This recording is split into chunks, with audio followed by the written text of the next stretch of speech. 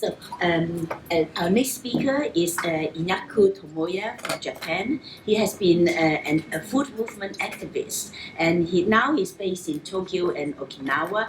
And he worked previously in Brazil for 3 years at the ADAS, which is a Brazilian NGO. He focuses on food, agriculture, and overseas development policy of the Japanese government. So we will now hear you. Thank you, everyone. I would like to give a very simple presentation. I would like to focus on the food issue. And I would like to start from the history. This is pre-war Japanese history. You know, there is two photos. One is northeast village. The peasants' children are starving. They have nothing to eat, and they are, eating white radish. And the other side, this is Japanese invasion. I think this is two sides of the same coin. And Japan depended 80% of soy produced in China and Korea. And this history continues after World War II. This is the, especially from the 70s, Japanese government started a kind of agricultural development project in Brazil.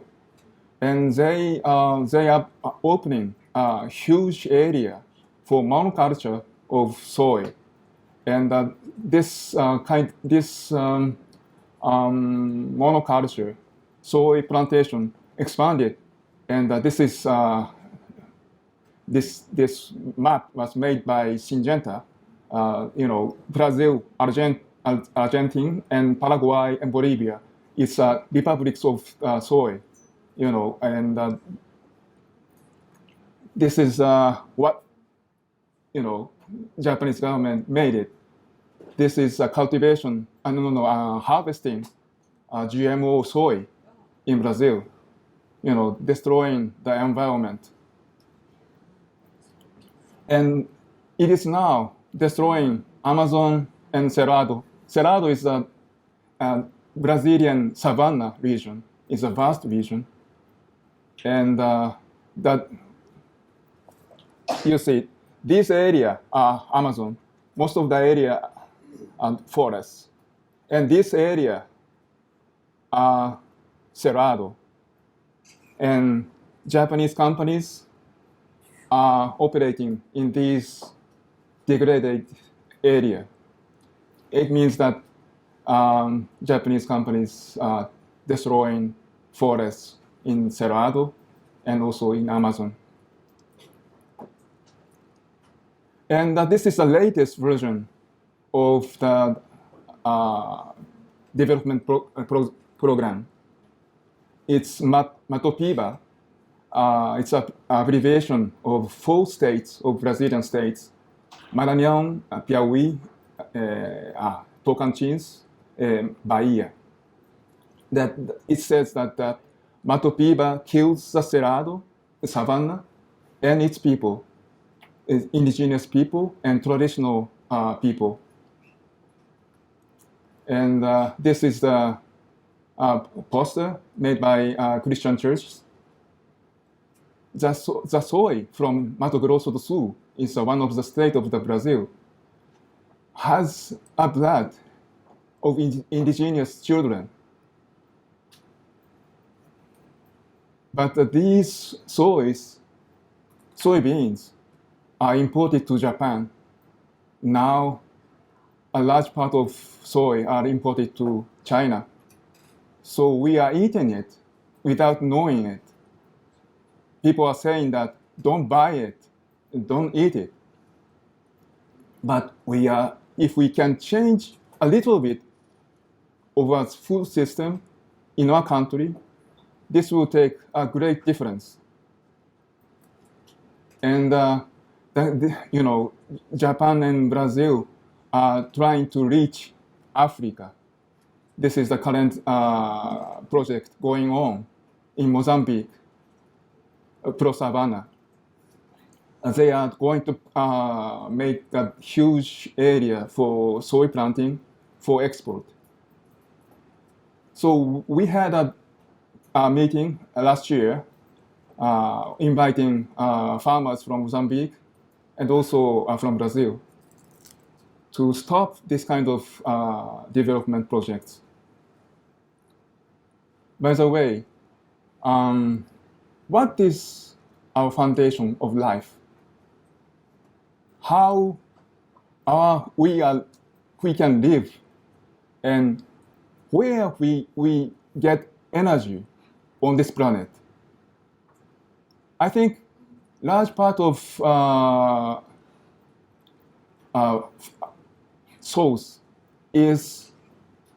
exists in symbiosis between plants and microorganisms in the soil, because plants give sugars, making plants through photosynthesis, they make carbohydrate sugar.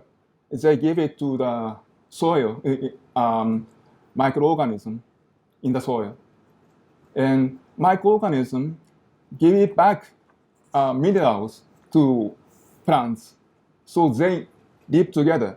They cannot live without, plants cannot live without microorganisms.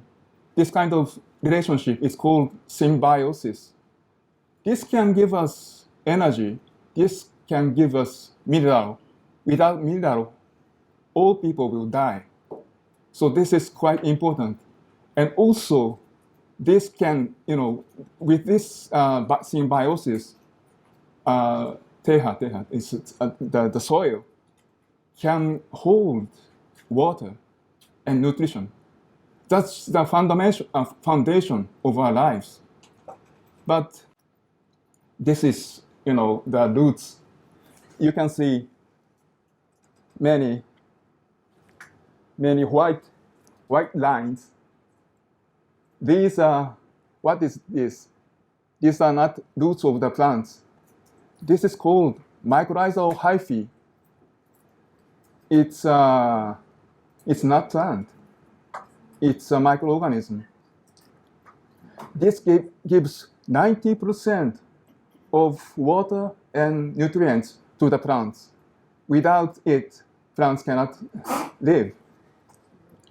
But what has happened? We are giving chemical fertilizers. If you give chemical fertilizers, microorganisms in the soil will die. And soil cannot hold water or nutrients. Soil will die.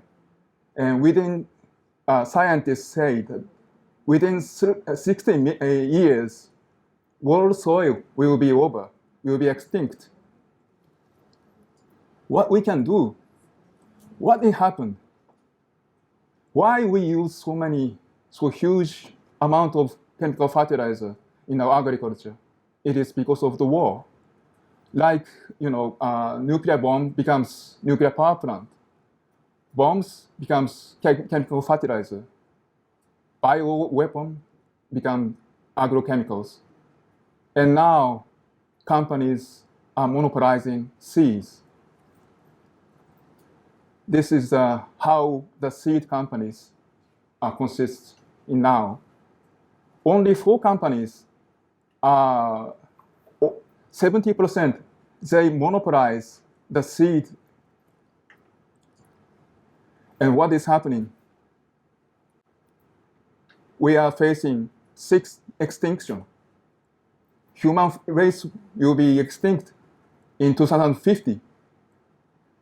And world soil will be over within 60 years. And not only, bees and birds, but also humans are getting, sick. This graph shows patients diabetes who are suffering from diabetes in the United States. It is, people in the US, they are becoming, their life expectancy is falling for 3 years. So this is really very, horrible news. But I think this should be turning point for all of us. We have to wake up. And actually, the world is changing. Only 18 years, organic agriculture expanded 5 times, almost 5 times. And GMO expansion has stopped. You see, in 2015, it dropped the expansion. But after that, a little bit, expanding a little bit. Who is pushing GMO? Unfortunately, this is a table of shame. Japan is the leading GMO. And Japan, where is going? Japan, where is going? 99% of Japanese rice seeds used to be public seeds because we had Main Crop Seed Act that obliged the prefectures to make seeds for the farmers. But this law was abolished last year. It means we have to buy seeds from Monsanto or Syngenta. This is happening. And how we are going to respond? We are trying, we have been working hard for 2 years, and we could succeed to convince 20 prefectures to make their own ordinance. Ordinance is a prefectural law. So 20 prefectures, they will continue to make their seeds to the farmers. So we are almost half winning. And the second, we are focusing, the second challenge is school meals. School meals may be different by each country, may be different from each city. But in Japan, we think school meals can change a lot of things because school meals can encourage local farmers to create safer foods for children. And it should be more nutritious than the global food system. And we will try for every prefectures to make the school meals organic and free of charge. And we can, I don't think that this change will begin from the big city. This important change will begin with the small island, can be started from small island, like Yorong Island. And as I told before, Japanese government doesn't recognize peasant rights in Japan, and also it ignores the peasant rights in Brazil and Mozambique. We are trying to push this should be changed. And last month, we had the family farming, a decade of farming has been started. So this is, I think, this is really good chance to change the international. Internationally, it is a very good chance. And so I think it's very important to work with local organic farmers and also work internationally. Thank you.